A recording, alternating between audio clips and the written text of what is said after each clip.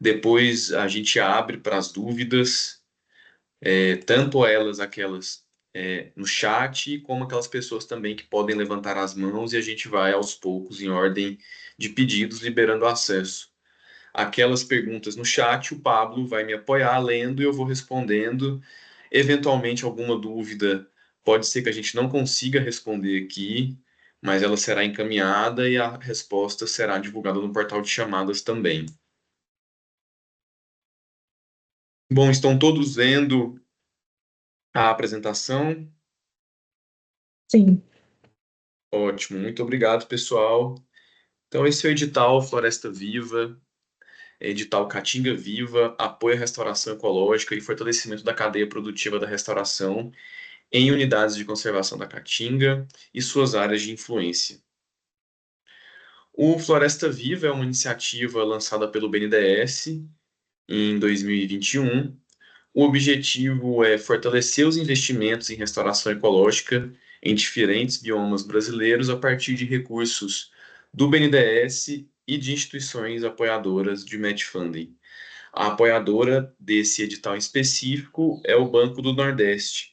Então, gostaria de saber se Vera, a equipe do BNDES, gostaria de fazer uma palavra aqui para explicar um pouco mais sobre Floresta Viva, assim como a equipe do Banco do Nordeste também fiquem à vontade em apresentar as expectativas do banco em apoiar a iniciativa Floresta Viva. Oi, boa tarde. Sim, posso falar? Inicialmente, agradecer a presença de vocês e o interesse em conhecer um pouco melhor do edital Caatinga Viva. Como o Rodolfo mencionou, esse edital faz parte de uma iniciativa maior, né? Foi criada em 2021.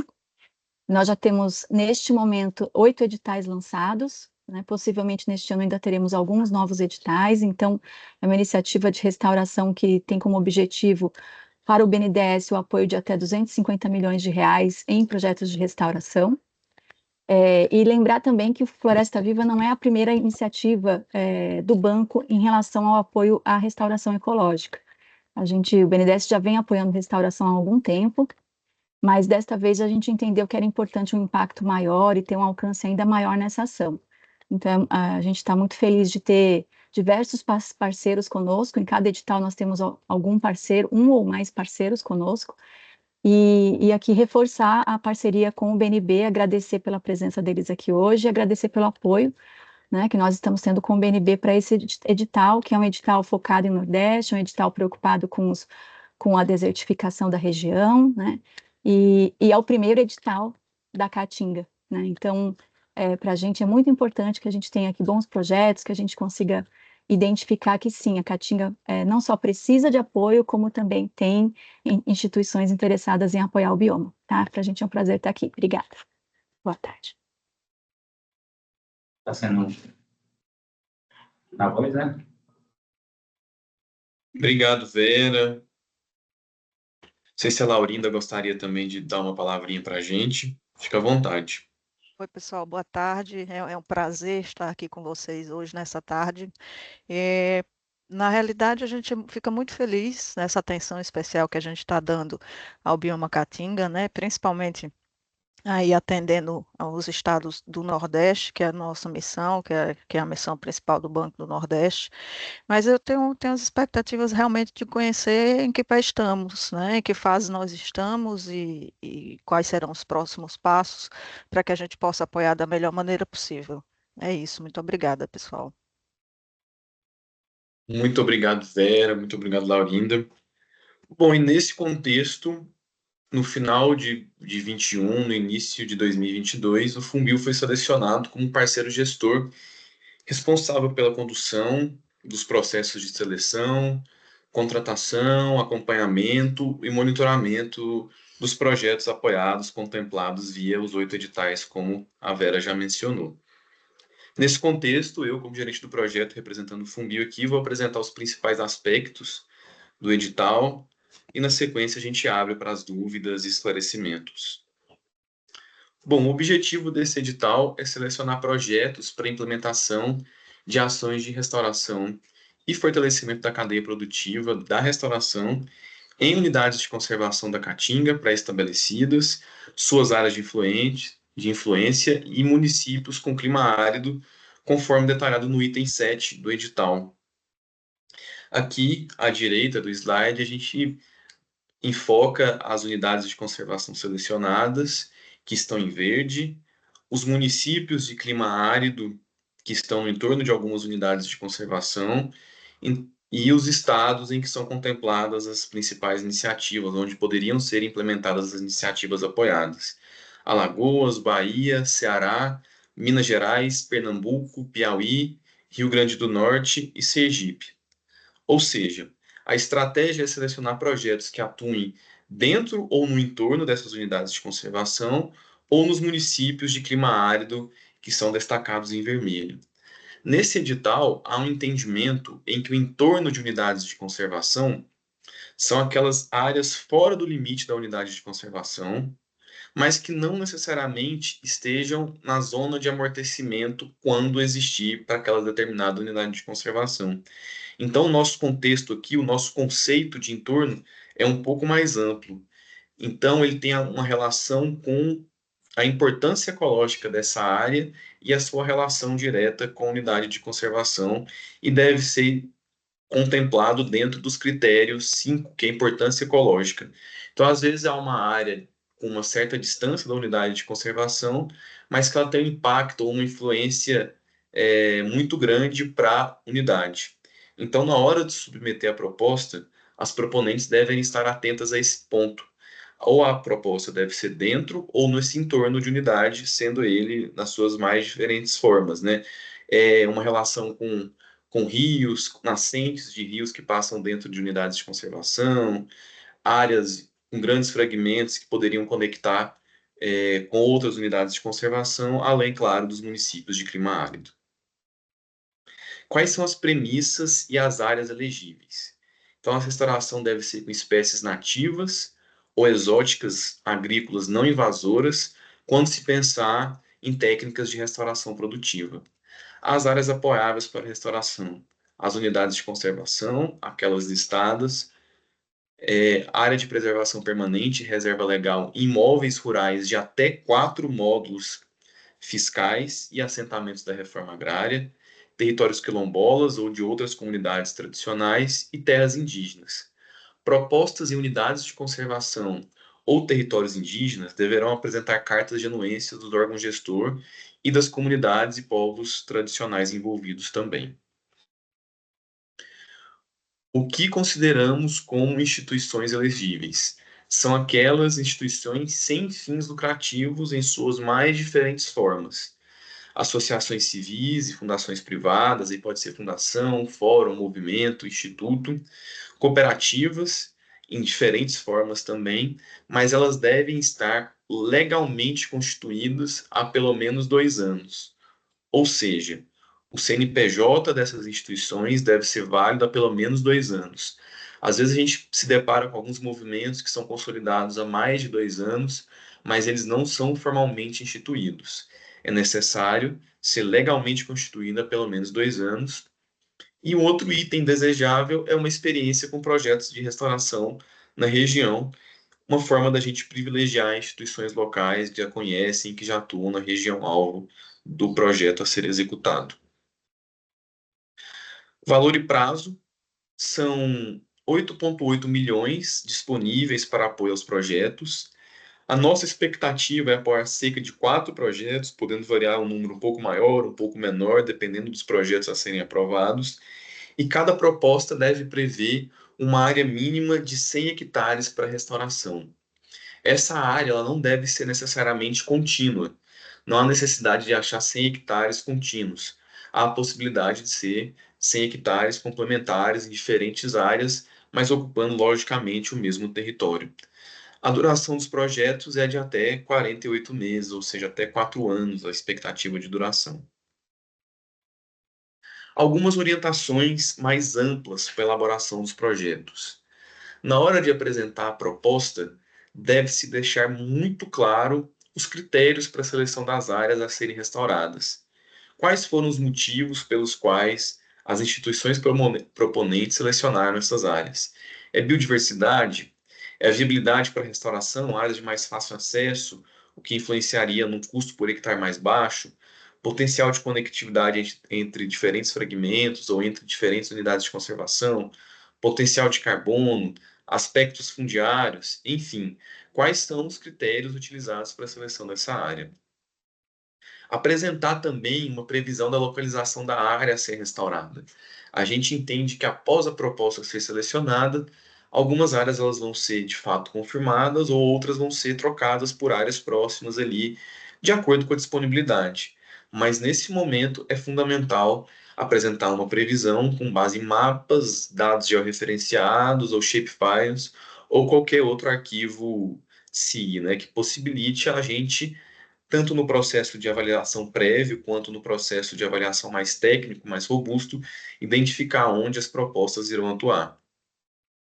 Descrever o histórico, os fatores de degradação das áreas a serem restauradas, para que possa serem avaliados se os aspectos a serem restaurados coincidem com as formas de degradação, ou seja, a metodologia usada para restauração, a metodologia usada pela instituição proponente para recuperar a área, para articular os parceiros, é condizente com o histórico de degradação da área, ou da localidade, ou da região onde o projeto vai atuar.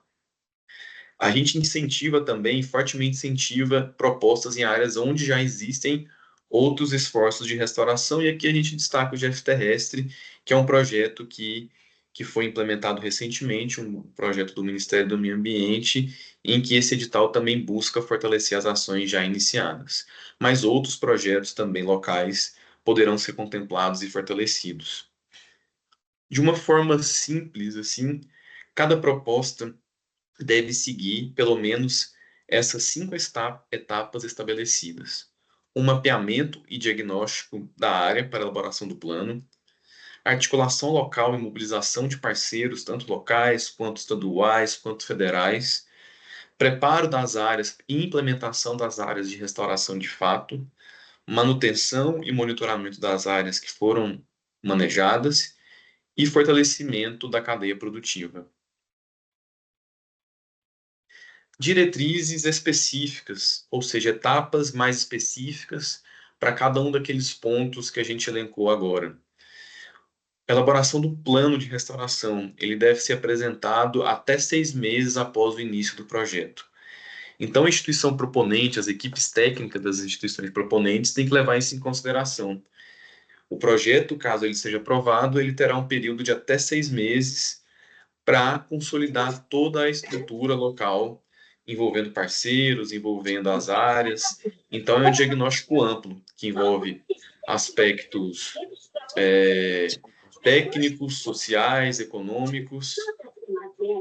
Pessoal, tem alguém com o microfone aberto? Eu peço que todos mantenham o microfone fechado, que assim não gera ruído e também não gera dúvidas nas apresentações. Ô, Rodolfo, aproveitar que está travado o slide. Tá travado? Tem qual? Agora está aparecendo diretrizes específicas, mas estava travado ainda naquele que tinha um prazo, 48 meses. Agora está em diretrizes Agora específicas. foi? Ótimo. Então conseguem acompanhar agora, né? Isso.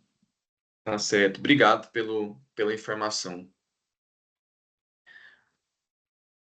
Bom, o plano deve ser elaborado nos primeiros 6 meses e deve ser elaborado por uma equipe técnica, mas de forma participativa, com as comunidades locais, com gestores das unidades de conservação, com os representantes dos conselhos das comunidades, dos territórios indígenas, caso seja o caso, dos assentamentos também, caso seja o caso, prefeituras, enfim, toda e qualquer pessoa que faz parte desse arranjo local e que pode influenciar no projeto deve ser amplamente escutada.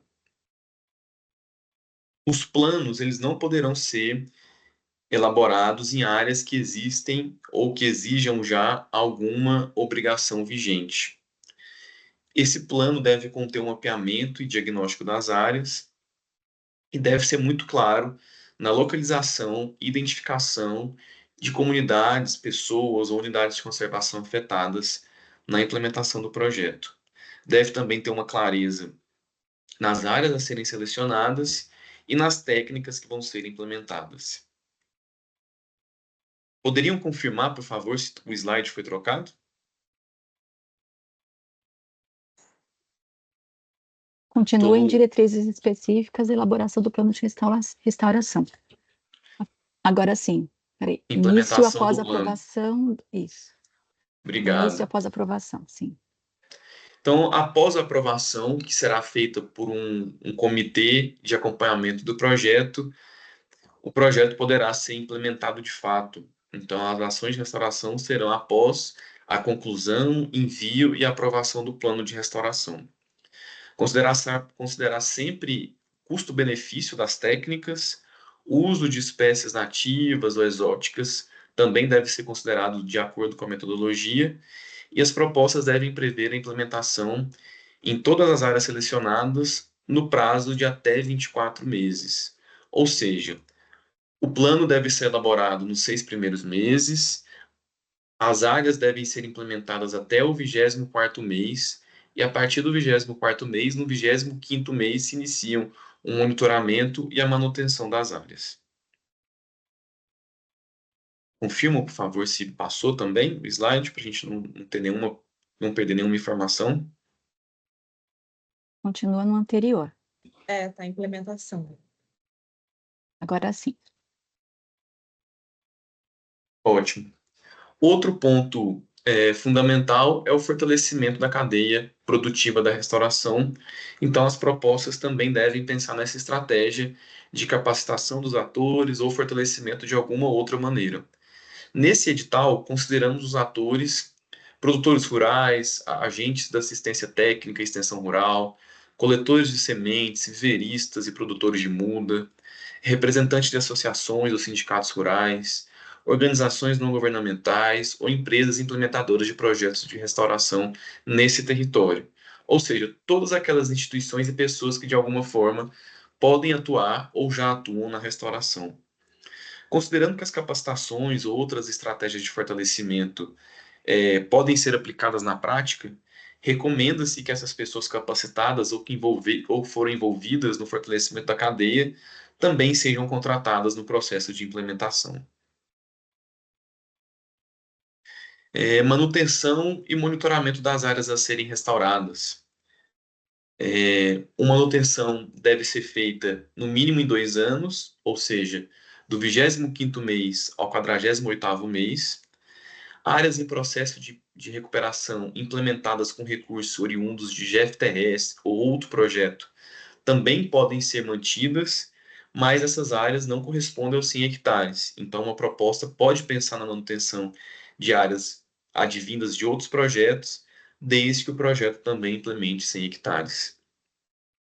É fundamental que as propostas apresentem e definam indicadores de restauração a serem atingidos ao longo do projeto, monitorados, acompanhados, estabelecimento também de parcerias de contrapartida que visem a garantir a manutenção da área após o encerramento do contrato de apoio via Floresta Viva é fundamental para que o recurso, para que haja uma garantia de implementação e de manutenção do recurso investido, e também pensar em riscos e medidas associadas para evitar esses riscos durante o processo de monitoramento e manutenção das áreas.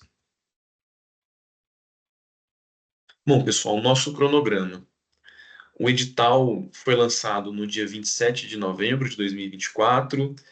Hoje, dia 10 de fevereiro de 25, a gente está na nossa reunião de esclarecimentos de dúvidas. Até a próxima sexta-feira, o prazo final para enviar as dúvidas no portal de chamadas.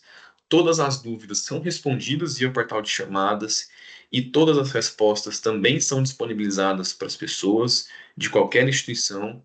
Assim, a gente garante uma transparência e que todos tenham acesso à mesma informação.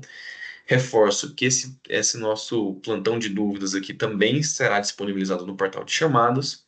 E no dia 21 de fevereiro, às 18 horas de Brasília, será encerrado o prazo para submissão das propostas.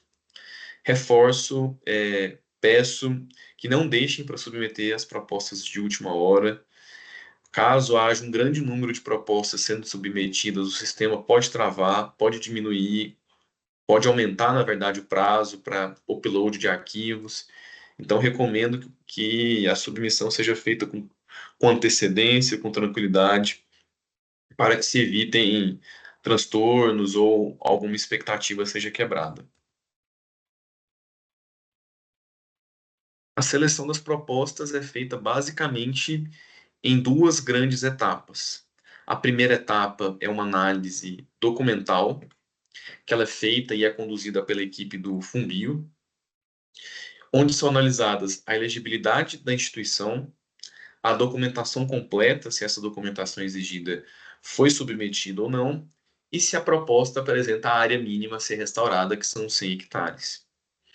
Na segunda etapa, é uma etapa técnica, que a comissão de seleção, formada por diferentes instituições federais, subespecialistas, professores universitários, enfim, uma gama de diferentes especialistas sobre restauração, que não têm uma influência direta ou que não vão executar projetos nesse referido edital, avaliam as propostas de acordo com os critérios estabelecidos no último item do edital. Então, as propostas que forem selecionadas ou aprovadas nessa primeira etapa são submetidas para uma segunda análise. A primeira etapa ela é eliminatória, enquanto a segunda é classificatória. No portal de chamadas são apresentados todos os anexos que devem ser apresentados durante a submissão da proposta. Então, anexo A ao anexo G. Peço muita atenção a todas as instituições que não deixem de submeter e de enviar nenhum desses seguintes anexos. A não apresentação de um ou de mais anexos resulta na eliminação da proposta.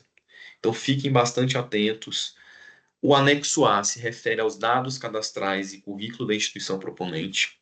O anexo B é o currículo da instituição parceiro, caso ela exista, e cada instituição parceira deverá apresentar uma carta de anuência, ou seja, vocês apresentam o currículo da instituição, que é o anexo B, mais uma carta que comprove a ciência dessa instituição parceira na submissão da proposta. O anexo C é a apresentação geral do projeto, que também tem um padrão, um modelo. O anexo D é o cronograma de execução física. O E é o orçamento e cronograma de desembolsos. O F é o formulário de apreciação institucional, que não é um documento que avalia as instituições, mas permite que o Fumbio, ao longo da execução, acompanhe melhor, identifique as potencialidades e necessidades de melhoria de cada uma das instituições. E o anexo G, que é a declaração de inexistência de pendências. Todos esses têm modelos e todas as propostas devem seguir os modelos pré-estabelecidos. Também tem os documentos, uma série de documentos, são 7 documentos que também devem ser submetidos na proposta.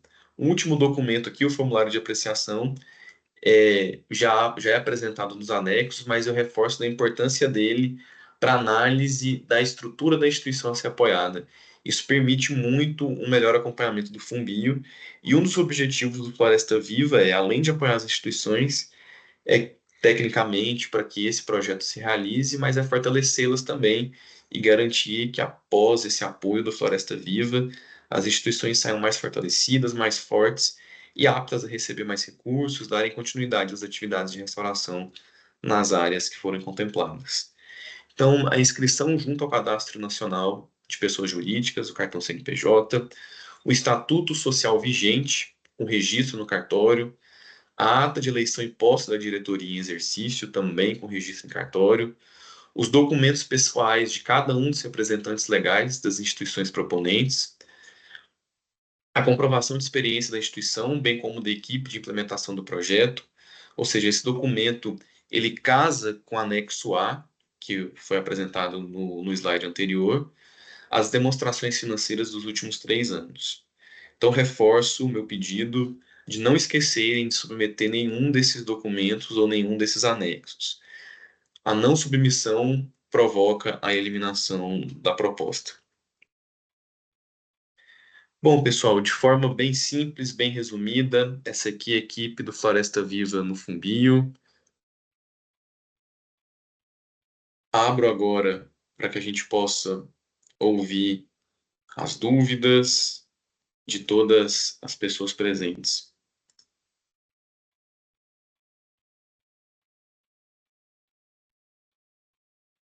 Caso queiram colocar as dúvidas no chat, fiquem à vontade. Caso não, podem levantar as mãos e a gente vai por ordem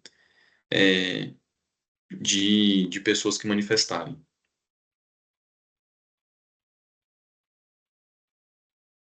Bom, Luiz levantou a mão. Fique à vontade, pode fazer sua pergunta. Olá, boa tarde. Então, aqui é a equipe do IRPA. A gente tem a dúvida em relação ao processo da habilitação, quando no item traz o balanço dos 3 anos, balancetes lá. E no nosso caso, a nossa contabilidade ainda não está fechada, a gente está tudo ok até 2023. Se isso é tranquilo, ou se quando fala dos últimos 3 anos já considera o último ano em exercício, que é o de 2024. Essa é uma pergunta muito boa, porque as contabilidades de 2024 ainda estão fechando, né? Então, nesses casos, recomenda-se que apresente as 3 últimas disponíveis e mais uma carta justificando a impossibilidade de apresentar a de 2024. Então, seria a de 2023, a de 2022, a de 2021 e mais uma carta justificando a ausência da de 2024.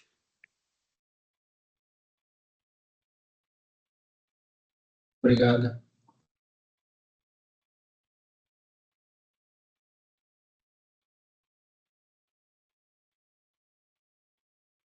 E mais alguma dúvida, pessoal?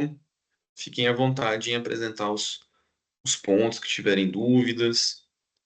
Tainá Werneck, fica à vontade.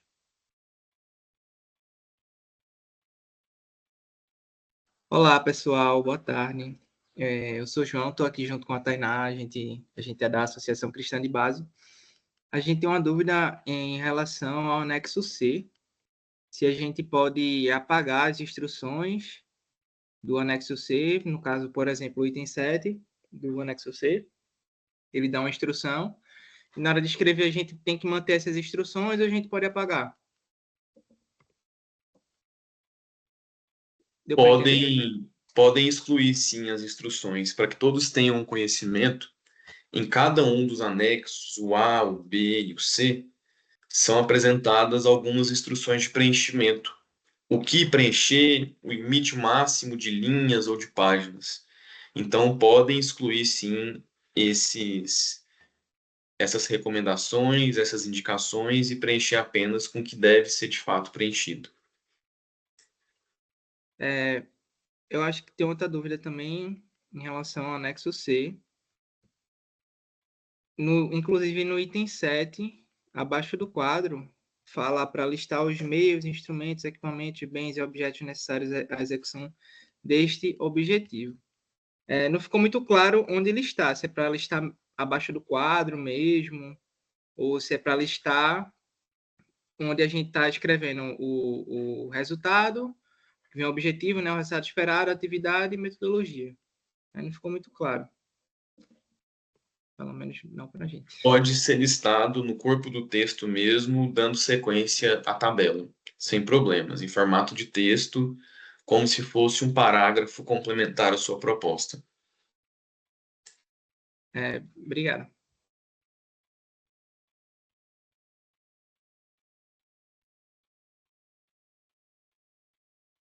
Seguindo a nossa lista, agora é o Instituto Ibramar e, na sequência, Marília, da Associação Caatinga. Olá, boa tarde a todos.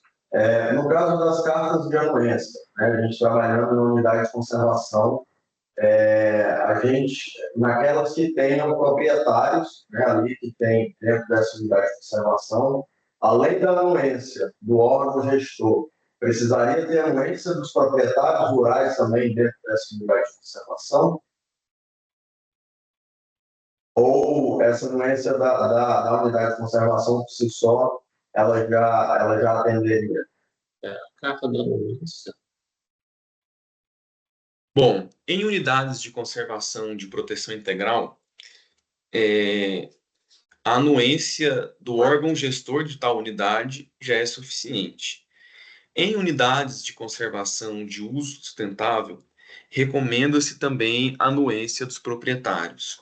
Em alguns casos, a proposta ainda não há uma definição clara de quais serão as propriedades que serão alvos do projeto, por isso também é estabelecido os 6 meses para a elaboração do plano. Então, avalia caso a proponente tenha já a certeza das áreas a serem atuadas, já verifiquem essa carta de parceria com as associações, mas se for apenas um proprietário rural, aí não é uma parceria, ele vai ser um beneficiário do projeto.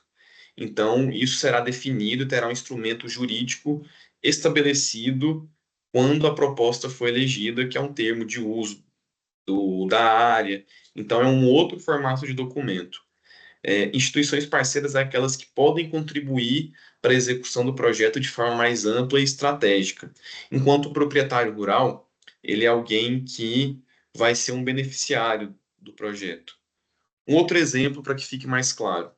Tem uma associação de produtores rurais de uma determinada área, ela pode ser uma instituição parceira porque ela vai ajudar na mobilização de proprietários. Um proprietário por si só, ele será um beneficiário, mas a associação com papel de articular, ela pode ser sim uma instituição parceira. Não, Foi claro? Ficou claro. Mesmo eu tendo, por exemplo, a gente já tem uma atuação na área, né, e tem alguns produtores que têm interesse na execução do projeto. E aí tem essa manifestação de apoio, né, no caso, ao projeto ali naquela região que teriam interesse de participar. Então, teria algum documento desse interesse ou não? Eu deixo para esse segundo momento, né, esses produtores individuais, para esse momento de diagnóstico, mobilização. Isso. A formalização vai ser no momento de diagnóstico antes do início da implementação do projeto.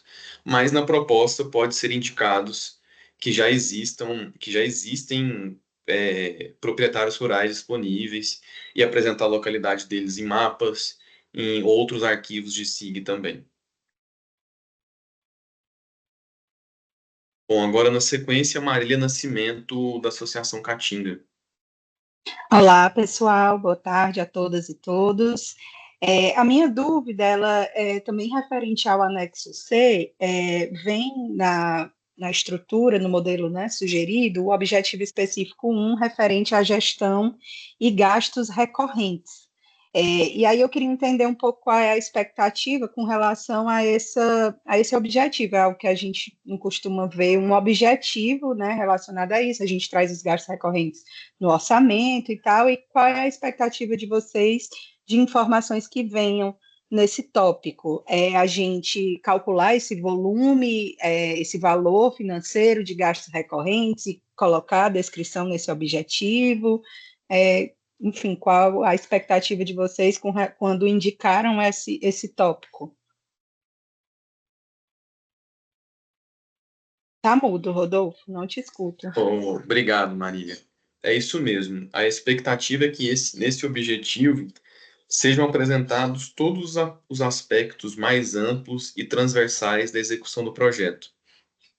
Seja a manutenção de uma equipe que vai atuar em todas as atividades, seja uma equipe que vai atuar basicamente na gestão, sejam os custos recorrentes também relacionados a todo esse processo de gestão e implementação e que garanta que o projeto, caso ele seja aprovado, rode da melhor maneira possível. Todos esses objetivos, eles são padronizados para todos os editais do Floresta Viva. Então, a nossa expectativa é ter esse padrão e, assim, poder acompanhar, monitorar os resultados e implementação dos diferentes biomas. Então, para esse objetivo, é pensar quais são as atividades e quais são os insumos necessários para que essas atividades ocorram. E essas atividades são aquelas que garantam uma boa execução do projeto.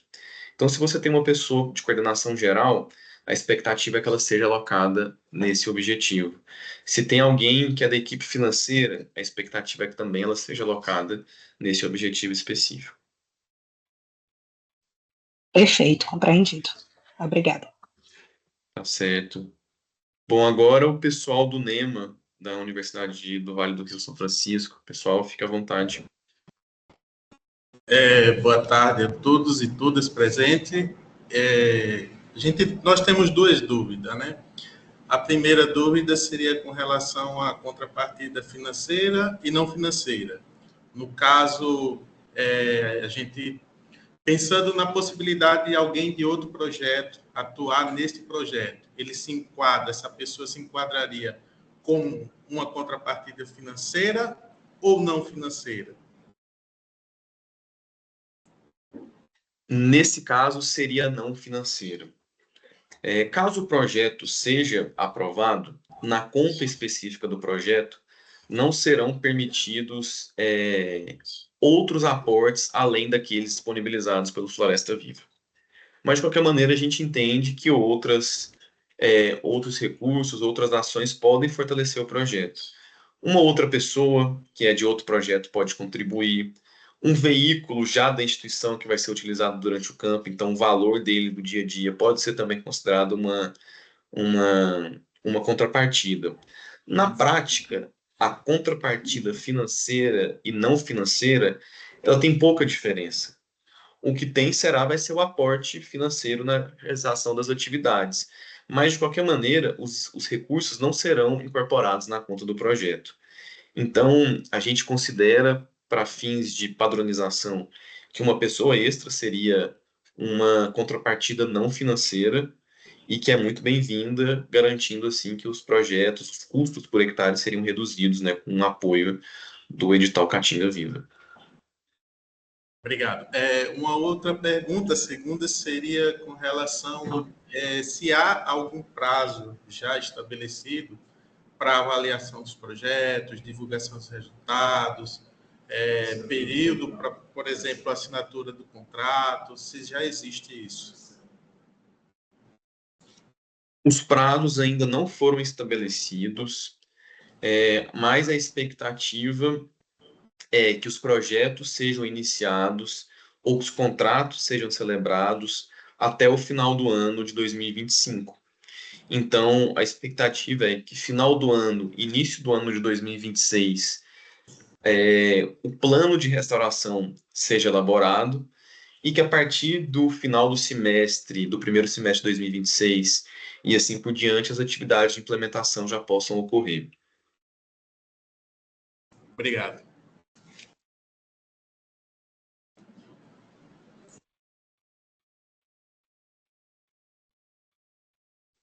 Tainá, fique à vontade. Não, desculpa. Tem o Luiz, depois o David Oliveira e depois a Tainá. Então, Luiz, fique à vontade. Boa tarde, novamente. Ô, Rodolfo, aproveitar e fazer uma pergunta com relação aos territórios de comunidades tradicionais, que é uma da possibilidade que o edital permite. Boa parte desses territórios não são regularizados do ponto de vista de documentação.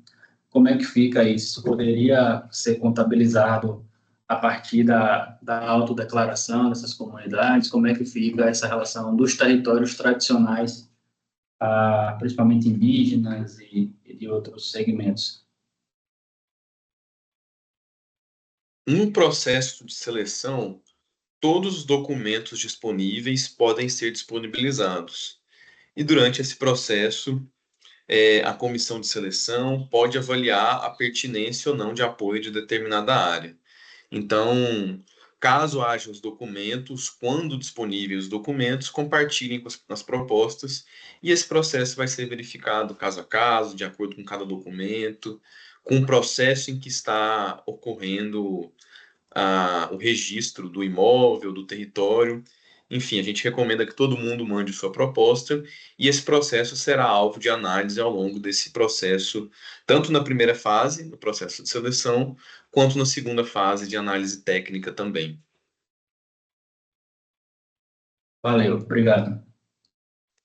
De nada. David Oliveira. Boa tarde, pessoal. Obrigado pelo convite. Rodolfo, a dúvida inicial que me veio aqui na sua fala foi a respeito da questão da definição das áreas, por exemplo.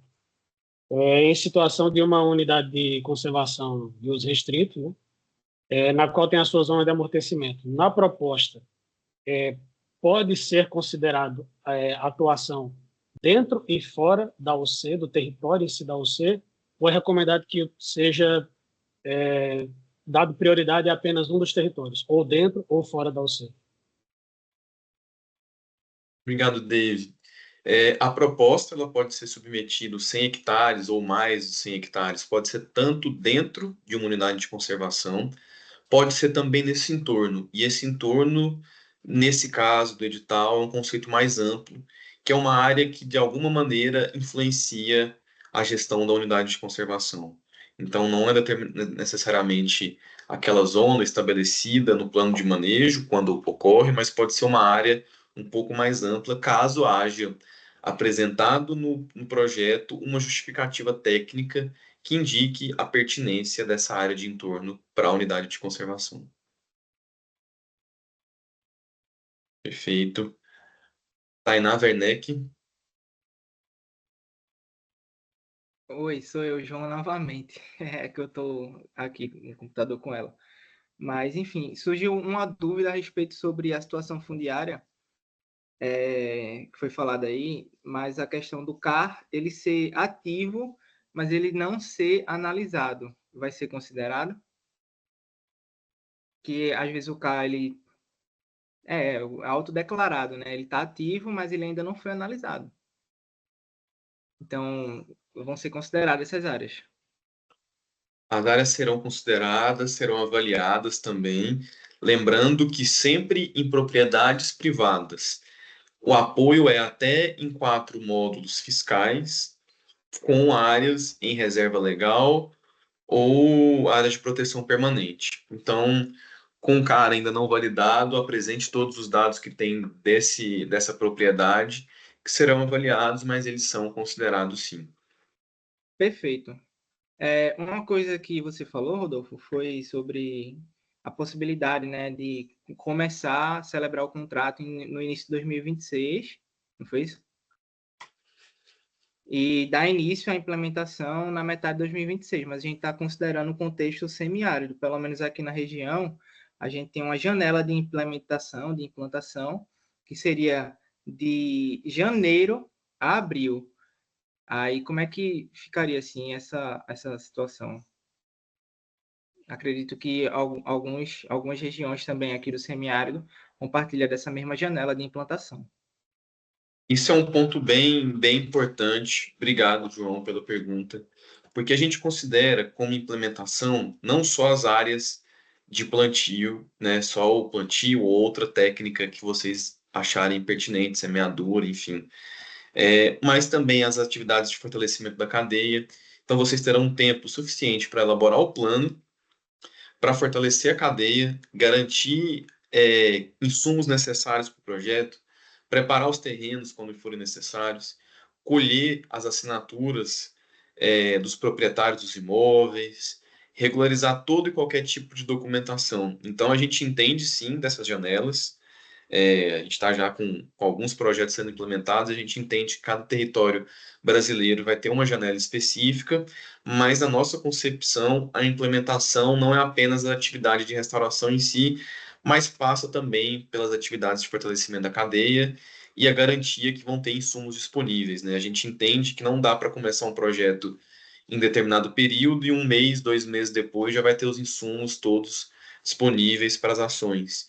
Então, a gente pensa também nessa estratégia, por isso aqui a gente considera esse termo de implementação que vai além da atividade de restauração em si. Muito obrigado, viu, Rodolfo? De nada. Bom, agora a Fabiana Bonani, do Instituto Ecos, fica à vontade. Boa tarde a todos, a todas. Boa tarde, Rodolfo. Eu tenho uma dúvida em relação à questão das áreas de restauração, a pontuação, né, que vocês, pontuação ou priorização dentro da proposta, tem alguma diferença em relação às áreas dentro de UC e fora de UC? Assim, né, então, não sei se pontua diferente, né, para a nossa classificação. Não há pontuação específica se for dentro ou fora de UC, se for dentro ou se for no entorno. Para cada uma dos critérios, são 8 critérios estabelecidos, e para cada um dos critérios são apresentados subcritérios também. Nesse ponto de implementação, um critério bem importante é o custo por hectare. Então, serão privilegiadas áreas ou processos ou estratégias em que o custo por hectare será mais baixo, e também será priorizado aqueles projetos em que apresentam uma estratégia ecológica condizente com a realidade local. Então, se for formar um corredor entre 2 unidades de conservação e uma área fundamental de restauração for no entorno, então essa proposta vai ser bem pontuada, logicamente, se os critérios e a estratégia a ser implementada seja muito bem apresentada. Se dentro de uma unidade de conservação há uma área fundamental para ser recuperada, seja nascente de um rio, seja a área, um habitat de alguma espécie ameaçada, enfim, tem que pensar nesses critérios, e esses pontos eles não serão avaliados dentro ou fora, mas o contexto local como um todo.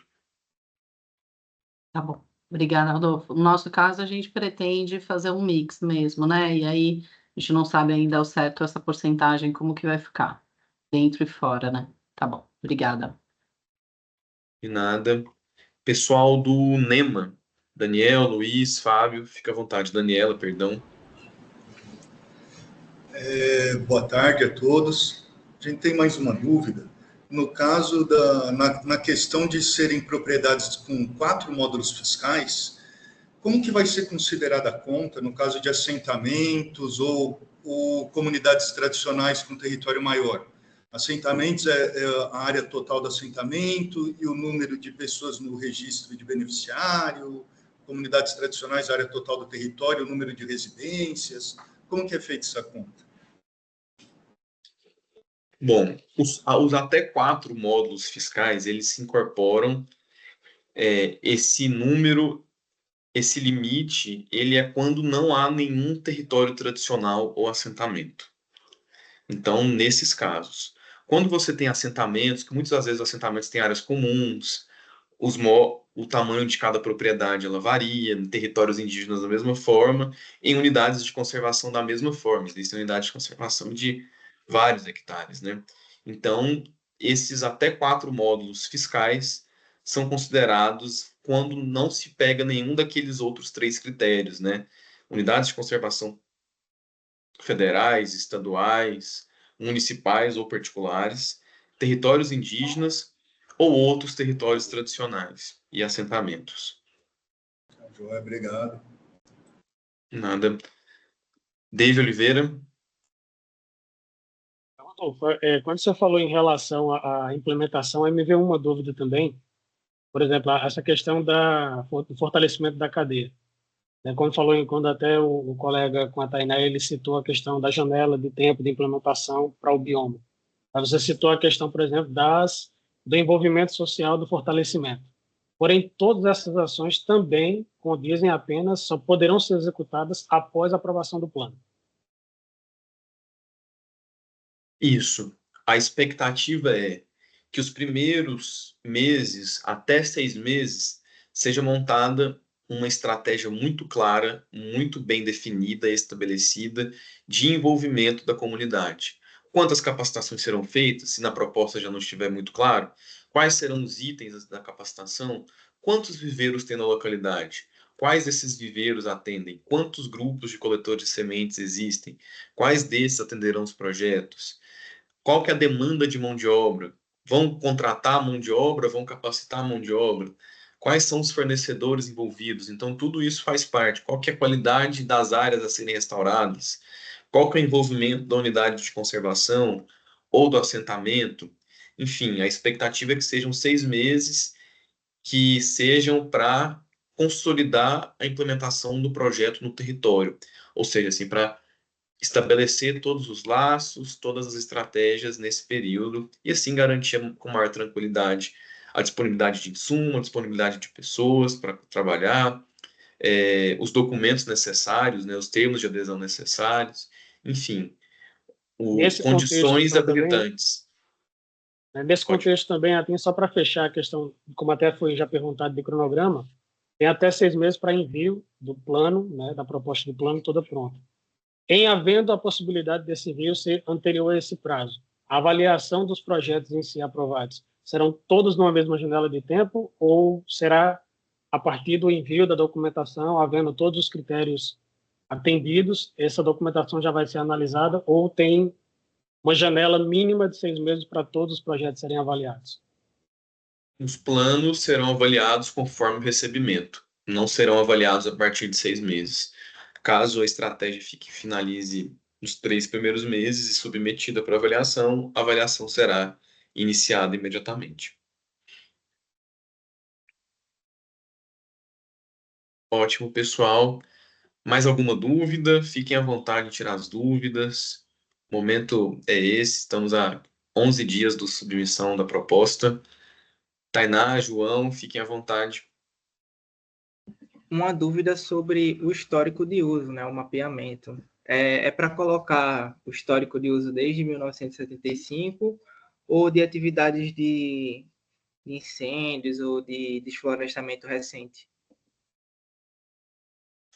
Para a descrição do histórico de uso da área e dos fatores de degradação, quanto mais completo for, melhor a proposta será avaliada, né? Maior a pontuação proposta será, pois apresentará o entendimento da instituição quanto à localidade, a capacidade da instituição em entender a região que vai atuar, e também será melhor a estratégia adotada, né? Porque conseguirá ir de encontro com os fatores, com os principais fatores de degradação. Então, quando forem pensar nesses fatores de degradação da área, tentem ser o mais completos possíveis, o que permita um fio lógico, né? Identificando os fatores de degradação ao longo do tempo e a estratégia a ser implementada, ou seja, como que a estratégia conversa com os fatores de degradação. Perfeito, perfeito. E nada. Mais alguma dúvida?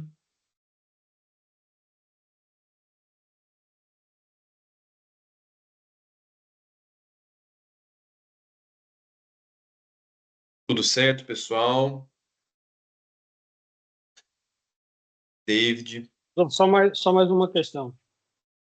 Em áreas em que já houve implementação de ações de restauração pelo GEF, por exemplo, a melhor maneira de abordar, para dar a possibilidade de manutenção ou verificação de monitoramento dessas áreas, apenas digamos, uma citação dessas áreas, uma sugestão dessas áreas, ou pode haver uma descrição de como está o estado da arte, do que foi feito? Se pode ser trabalhado realmente com detalhes esse tipo de ação. Obrigado.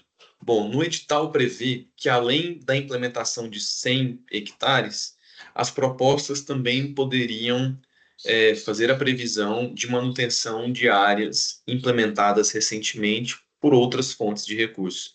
A ideia, a estratégia adotada é fortalecer aquelas áreas e que a gente não perca por falta de investimento, também garantir aquele investimento feito anteriormente.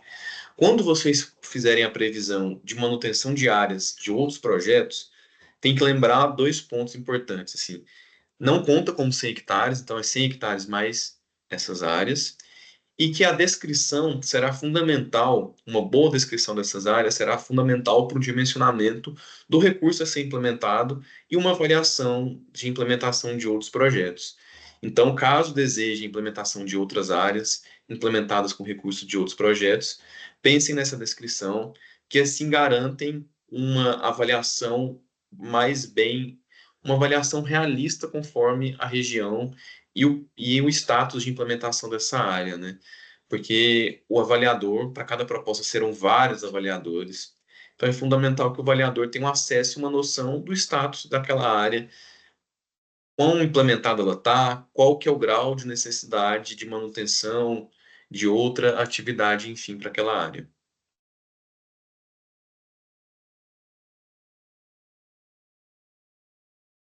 Mais alguma dúvida, gente? Fique à vontade, levantem as mãos.